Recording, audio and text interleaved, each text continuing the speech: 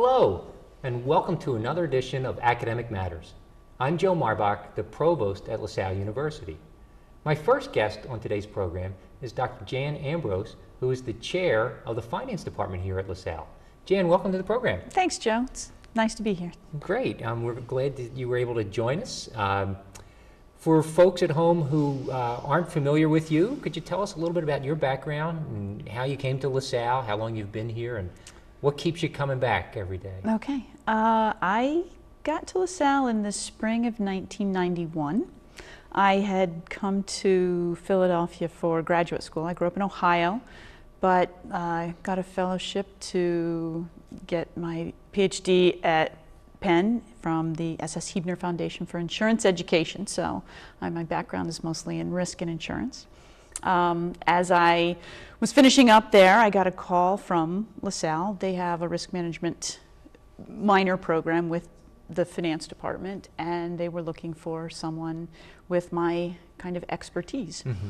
So most insurance programs around the country are housed within a finance department. There's not a lot of standalone risk and insurance departments. So many of us end up in finance departments, and so we also tend to study finance topics along with the risk and insurance fields. So it was, a perfect situation for that. Okay. And I loved Philadelphia, and I didn't want to go anywhere. I came here for grad school and have never left since. LaSalle, when I did some research, I discovered was probably exactly the kind of institution I had been hoping to go to. It's got a nice balance of both an emphasis on teaching, but also on research. It's a nice kind of smallish to medium size, so you actually get to interact with your students a lot. Because I found that, going to Penn, there was a lot of very, very research-driven students there who wanted to go to top-tier research schools and really were hoping to never have contact with an undergraduate student. Right. Yes, and that was definitely not what I was looking to do. So LaSalle had a really great balance, and I felt really comfortable here when I came onto campus, and I've been here ever since. Okay. And how long have you been chair of the finance department? I think it was the fall of 2006 that I started. So it's been, about 6 years now. 6 years, okay. We tend to rotate it around, but there's not really anybody else to rotate it to at the moment. So lots of people have already done their turn, and we're waiting for some of the younger faculty to get up to that point. Once they move up in terms of level of seniority and are able. Okay. Exactly. You've had some recent curricular changes in the finance department? Yes, we're really excited about the major. For a long time, finance has been kind of just a traditional corporate finance view, and we were discovering that the careers in the industry was really getting much more sophisticated in terms of career paths and specific areas of specialization. And a lot of students, I think, were kind of unsure of exactly how they would take a finance major and go in the various directions that were available to them. So we thought it would be a good idea to take the finance major and maybe structure it in such a way that would really help them define a career path. So we've developed 3 different tracks within the major. The first one is the investment and financial analysis track. Okay. And it really seeks to train students to do some financial analysis of other companies, primarily with, in thinking that they will either work on the buy side of the investment world. Maybe they'll work for a hedge fund, a mutual fund, an institutional investor, banks, trusts, pension funds, those types of things. And they'll really need to understand how to analyze companies to make the determination whether or not they should invest in a particular stock. Okay. They could also work on the supply side and maybe go into the investment banking world or stockbrokers. Kind of selling their company. Yes. So helping bring securities to the market.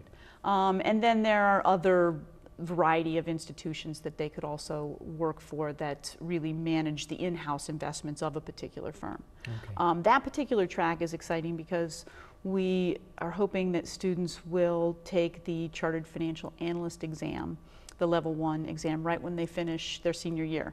We've got the curriculum designed so that it really prepares them in a serious way to sit for that exam. And we've just started, we offered it the first time last year? Correct. And had a pretty good success rate? We did. In our first year, the national pass rate for that exam is somewhere in the 35% range. And in our first year, we had a 55% pass rate. So we were very proud of that. Great. And so, we're hoping to grow that program and get a lot more students interested over time. Okay. So that's the first track. That's the first track, yeah. Second track we have is the risk management track, which I think over the course of the last few years we've seen there's lots of financial risks out there, and sometimes they kind of blow up in the wrong direction.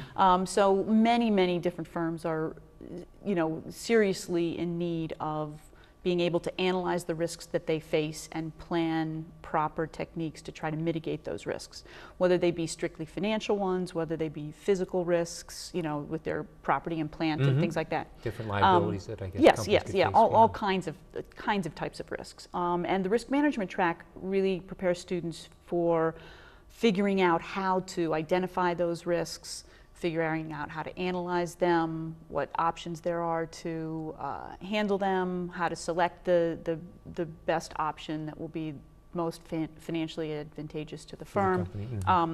And those students have career options in, again, lots of different areas. They can go directly into the risk management industry with a variety of different types of firms. They're great candidates for working for insurance companies, but then there are also lots of firms who just need to manage their own risks. Sure.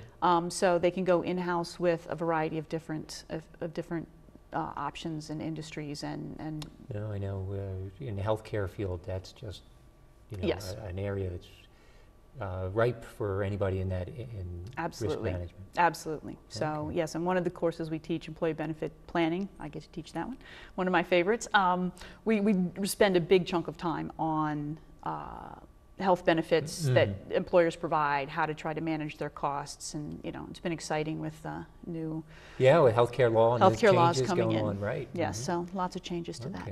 So risk management is track number 2. What's the third track? The third track is what we call the managerial finance track, which is probably the more traditional of the finance tracks. It does focus a little bit more on the corporate side of finance. I mean, typically, the traditional idea of corporate finance would be you're really trying to determine how to raise money and what a firm should spend that money on. So they're making those types of decisions. And so that's kind of the core of that track. But that track has the most flexibility to it. There are 3 required courses and then 2 other electives that you can choose from any of the finance courses. Okay. So a student can really kind of take the courses in the particular areas they're interested in. If they don't feel that the investment and financial analysis track or the risk management track is exactly what they're looking for. The managerial track is much more flexible, and so it can accommodate lots of different interests. Now, in addition to those are undergraduate. Yes, correct. Do you also offer a couple of courses, at least in the MBA program, or is there a track in MBA? Yes, at the MBA level, finance is the most popular specialization. So we do draw lots of students to our particular courses. And I think a lot of times when students get out into the work world, they really discover that everything has a financial component to it, and they really need to understand that to be successful at their job. So I think that's why we get so many people. But we also have complementary, they aren't tracks per se at the MBA level, but you can still, take the courses that would get you ready to sit for the CFA exam within the MBA program. And then there are a couple other risk management types of courses that are offered. So, it isn't a track per se, but there are similar types of options within the MBA. Okay. Yes. So if students or folks at home are interested in that, they can just go to our website, I guess, go to the MBA program or go to the Department of Finance. Yes, they can find lots of information there. And I should also mention that we also have a risk management minor program that's housed within the finance department. So students of really any major can also do a minor in risk management. So if we were talking about that healthcare student who was in health studies or public health, absolutely, they could do a risk management minor. Okay. Yes. So Jan, where are we placing our students? Are there opportunities for internships or co-ops? Yes, we have a lot of students who do internships, co-ops, some of them for credit, some of them, you know, on their own. And so, but we see them in a variety of places. Fortunately, Philadelphia has lots of employers in the financial services industry, so there are many opportunities. We've got lots of people who go to insurance companies, to banks, to mutual funds, Vanguard, firms like that. We have people who go to Johnson & Johnson, ACE consulting firms. So, you know, there's really a wide range of employers that I think are very happy with the performance of LaSalle students as interns and are happy to work with us. And you're taking advantage, I guess, of the alumni network? Oh yeah, oh yes, okay. yes. That's great. We only got a couple minutes left. We briefly mentioned a little bit of your research. You're doing some stuff in banking. I guess that's tied to... Yeah, right now I'm working with one of our newer faculty members, Elizabeth Cooper. She's done a lot of work on compensation of CEOs in the banking industry. Given that my field is more industry or insurance related, we've kind of taken that study and are applying it to the insurance industry now. Industry. Okay. You know, there's lots of, again, with all of the financial news over the course of the last few years, executives being paid exorbitant amounts only to have their firms fail, and we're trying to kind of tease out, you know, what types of incentives really work to get the CEOs to act in the best interest of the stockholders and really keep the firm on an even keel. Are you finding one industry pays better than the other? Can't really say that so far. Okay. Yeah, the results might be a little early for that. Yeah, I'm not really sure who I haven't looked at the actual raw numbers of compensation to compare from one to the other. Okay. But that'll be coming out of that study too. Oh, I'm sure it will. I'm sure it will. Well, Jan, thank you. We're just about out of time, but I appreciate you coming down and telling us all about the programs. Thanks and it sounds like for a lot of having me. exciting things going on in the finance department. Yes, there are. Thanks for having me. You're welcome. Okay. My guest has been Dr. Jan Ambrose. She's the chair of the finance department at LaSalle University. When we come back, I'll be joined by Dr. Michael Boyle, who's in the political science department here at LaSalle. Please stay tuned.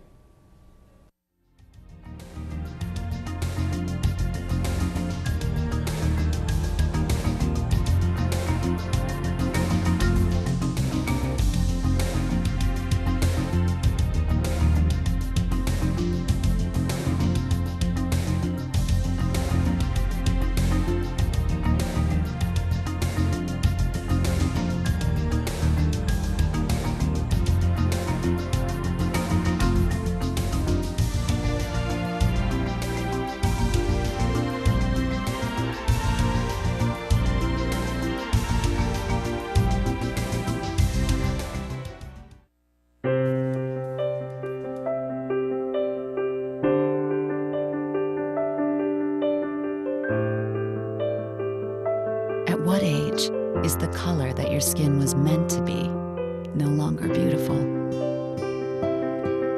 Every year, millions of young women try to change the skin they were born with and say they'd die for darker skin. Sadly, some actually do. Melanoma is the second most common cancer in teens and young adults 15 to 29. And one person dies from melanoma every hour. It's time. Change your thinking, not your skin. Stop tanning. Learn more at spotskincancer.org. A message from the American Academy of Dermatology. Savings Man here with a story for you about two young spenders named Tommy and Sue. Their parents let them buy whatever they chose, like video games and designer clothes. As they grew older, they spent all their pay on fancy cars, houses, 2 lattes a day. They lived in the moment, never saving a dime. When they tried to retire, they'd run out of time. Working forever is Tom and Sue's fate, so choose to save now before it's too late. Visit our website to find out more, 'cause a happy ending's worth saving for. They call them the golden years, and for many seniors, they are. But for too many others, retirement is like a prison. Do you have any jacks? The difference? This couple saved for their retirement, and this couple didn't. It's your choice. Choose to save. To learn how to get started, get your free Power to Choose brochure, because your retirement can truly be your golden years.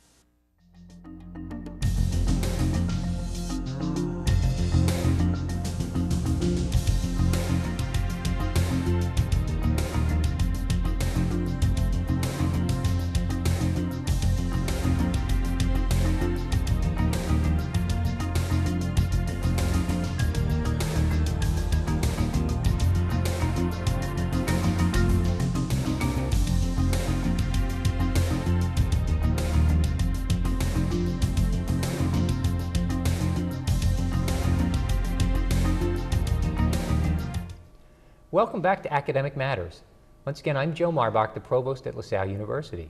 My guest during this segment is Dr. Mike Boyle, who's in the Political Science Department. Mike, welcome to the program. Thank you very much for having me. And in a sense, welcome back to LaSalle. You're also an alum. I am indeed an alum. Yeah, thank you very much. It's a pleasure to be back. Yeah, well, tell us about that, how you went from an undergraduate to graduate student to faculty member here at LaSalle. Well, I'm originally from Philadelphia. I was born and raised in Northeast Philadelphia, and I went to Father Judge High School. And then I came to LaSalle in 1994 as an undergraduate and graduated in 1998. And I did a joint political science and English degree, actually. And then I left Philadelphia and left LaSalle for 12 years. And went over, I lived in England for 7 years, lived in Australia for a year, and bounced around the United States in various academic positions. I wound up doing my doctorate at Cambridge University, and I did a master's at Harvard. And then spent a number of years as a fellow in various institutions. And then I taught in St. Andrews in Scotland before coming back to LaSalle in 2010. Okay, how long were you in St. Andrews? 4 years. 4 years. 4 years. And I never learned how to golf. So I have no ability to do that. Ill-spent time. Ill-spent time, that's right. Yeah, and I remember it was around that time that I tried to hire you at Seton Hall. This is true, you did. This is true, that's true, absolutely right. And And now we wound up both back here. We came back at the same time. So it really has worked out. Absolutely. In a sense. Mike, what areas do you teach in? What areas of research are you studying? My main area of research is international relations. That's mainly what I do. In the department, I teach a combination of things. I do teach international relations classes. I've taught classes on terrorism and political violence and revolutions. I've taught classes on security studies.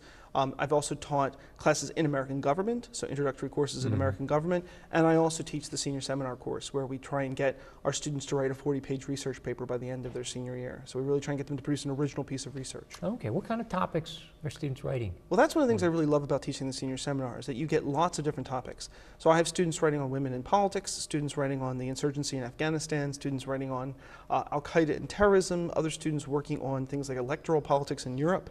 And so it really challenges me a lot to have to go read a lot of different kinds of literature to be able to give them some sense of what they can try and do. And it's quite exciting to watch students come with an idea in September, October, think they will never be able to produce something that they're really proud of, and get something they're really proud of by May.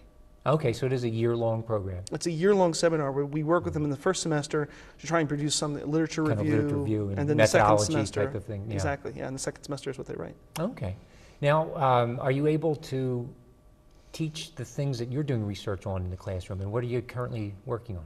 Well, I'm working on a couple different things at the moment. I do get a great opportunity to sort of double up with my teaching and my research here. I'm trying to finish off a book that I've been working on for a number of years on violence in post-conflict states. And that's something that I've worked on for a very long time. I did original field work in Kosovo and in Bosnia and East Timor, looking at how those societies get violent in slightly different ways. So to what extent you see strategic or political forms of violence versus other forms of violence, and then what really consequences that has for the peace settlement. So I've just finished a manuscript on that does a bunch of case studies as well as cross-national data. Okay. And then I'm also working on pieces now having to do with contemporary U.S. security policy. So I'm working on an article right now on drones and the use of drones in Pakistan and Afghanistan. Okay.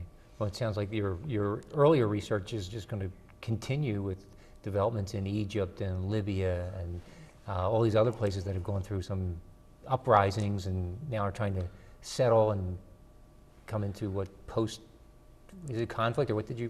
It's post-conflict violence. And it's a really interesting field because there's not been a lot of work done on this. But one of the things that I found in the book is that a lot of societies in post-conflict societies get violent not along the lines of the war, but because of factional bargaining, because the rebel groups that fought the war decompose and actually begin to fight for the spoils of the war. And what you get are these kind of complex bargaining games between people who were once allied actually in the war themselves. Okay. And you can see that very much in Libya. A lot of the problems that the U.S. has had in Benghazi has to do with Libyan militias militias that fought together to overthrow Gaddafi and are now engaged in this kind of sectional violence in the eastern part of the country. And I guess with the amount of weaponry that's there, especially after fighting a civil war, that people are very reluctant to give up their arms. Absolutely. One of the things about post-conflict states that's so interesting is that they're primed for violence in some way, because you have a society that is largely very low sort of rule of law, very low standards for the rule of law, lots of available weapons, lots of people trained in violence, and a lot of proximate motivations for violence.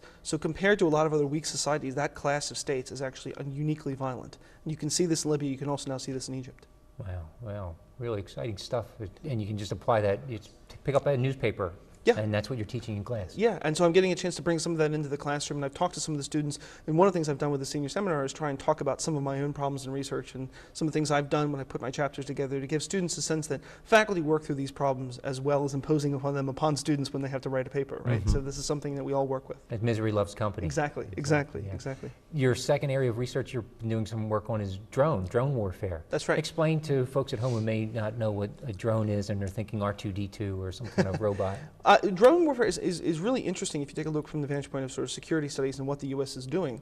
The United States has launched about 330 drone strikes in Pakistan since 2004. And these are unmanned flying vehicles, Unmanned right? flying vehicles controlled actually from sites in Arizona and in California.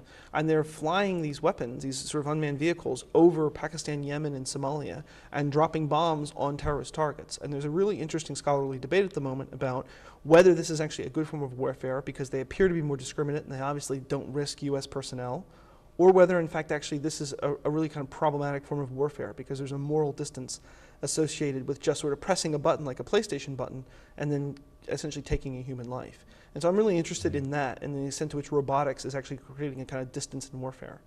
And that's what you're really beginning to see with drones. Yeah, there's been some of that research done in comparing different sections of the armed forces, if I'm not mistaken. You know, the grunts of the Army or Marines versus pilots at 40,000 feet dropping bombs and feeling less stressed about the war or questions of morality, I guess, personal morality.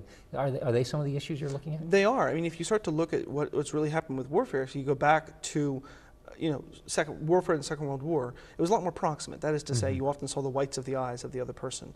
And what you're beginning to see is technology is allowing you to see that less and less. So if you get to Kosovo, you're dropping bombs from 30,000 feet, but you're not actually putting troops on the ground. Now you're in a situation where you have young kids using controllers that are shaped like PlayStation controllers, dropping bombs on people in foreign countries. And it's been this interesting question about whether they feel a degree of sort of stress associated with that, whether that moral distance makes them more indifferent to the suffering that's been caused. And one interesting question is whether we're becoming too relaxed about the use of violence because it imposes so few costs on us. If our people aren't, in fact, being inflicted with any kind of harm, would we resort to that form of warfare more often?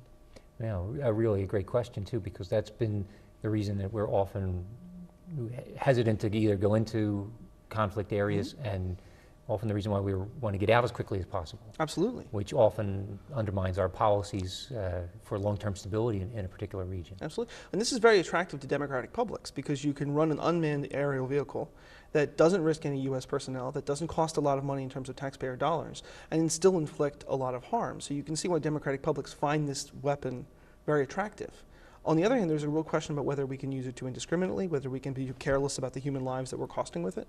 And I think that's a really interesting moral set of questions. And what's interesting is that the technology is outpacing the politics. So what we're seeing is technological change that is so fast, the politics and the moral questions can barely keep up. Yeah, what did you say? There were over 300 strikes? 300 strikes in Pakistan. And the degree to which we're not aware of that, the degree to which the average American person is not aware that the United States government has launched 330 strikes on a country in which we're nominally at peace with.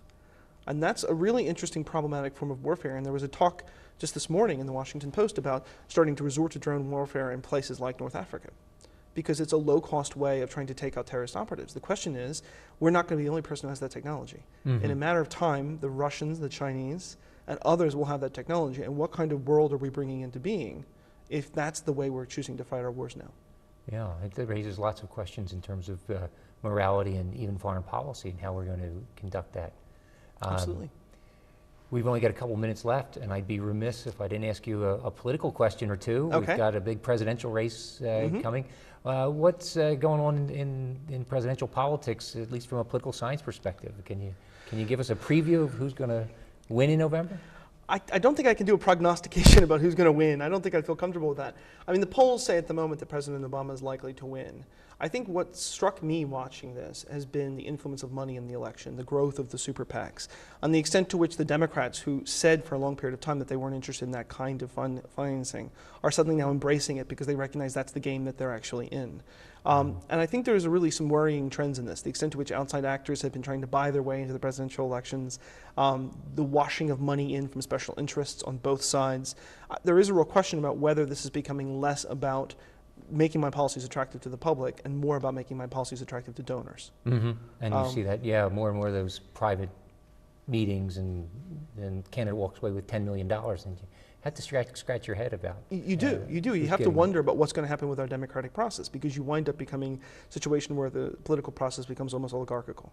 And it's the people at the wealthy at the top have more of a vote than the people at the bottom. You know, and then on top of that, an economic system where the wealthy are getting wealthier and the middle class is static or decreasing. Exactly. And I think that's also why there's been a lot of sort of disenchantment with this election. The extent to which you see the candidates not really engaging in substantive policy debates, running away from things like the war in Afghanistan, running away from things like the issues in poverty, the extent to which there's money involved in influencing their positions. I think you've really seen this sort of mass checking out of the American public, where people really don't feel that either party represents them. Mm-hmm. And so there's been a sense of disgust with the election. Well, Mike, this is great, and if our students are getting this in their classroom, they're really being well served. Thank you very much. It's been a pleasure to be here. It's been great.